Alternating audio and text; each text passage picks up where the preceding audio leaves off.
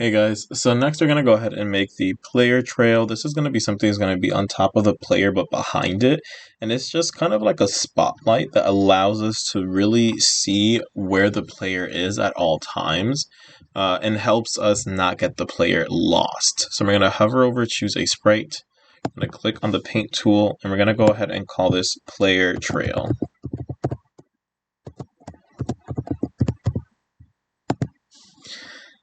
Next, we're going to go ahead. There's many different ways of doing this. It just kind of depends on how you guys want to do it, but I'll show you one way.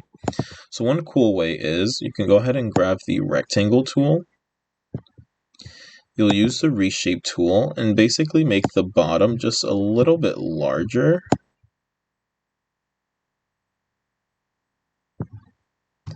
And then the top just a bit skinnier. And then what I'll go ahead and do is with my select tool, I'm just going to go ahead and squish it as well. Okay.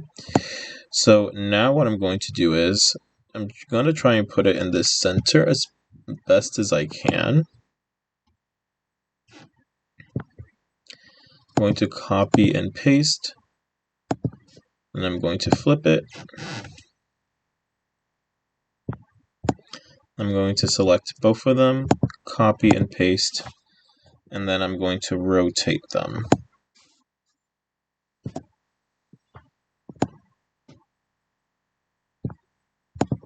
Okay.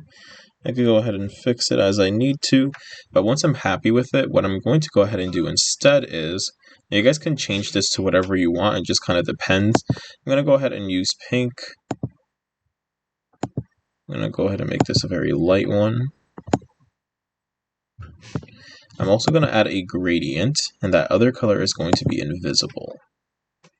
So what I'm going to go ahead and do is with my paint bucket tool, I'm going to go ahead and fill it in. And for this one, I'm just going to go ahead and click on it and flip it. No, actually I'll flip it again. So that way the invisible part is more at the center and the clearer part is kind of coming out.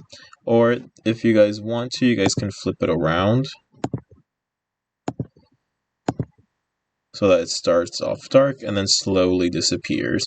It kind of just depends on the effect that you guys want to go ahead and go for. So I'm just going to go ahead and fill these in. Once I'm happy, I'll use my select tool to kind of change it. So for this fill, I'm going to go ahead and change it to the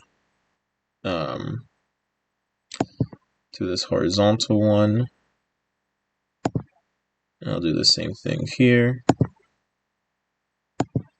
And sometimes you might need to flip it as well, depending on where you want it to point. So once you're happy with this, you can go ahead and duplicate this costume. Use your select tool, and I'm just going to go ahead and rotate it. So now it's more like a star.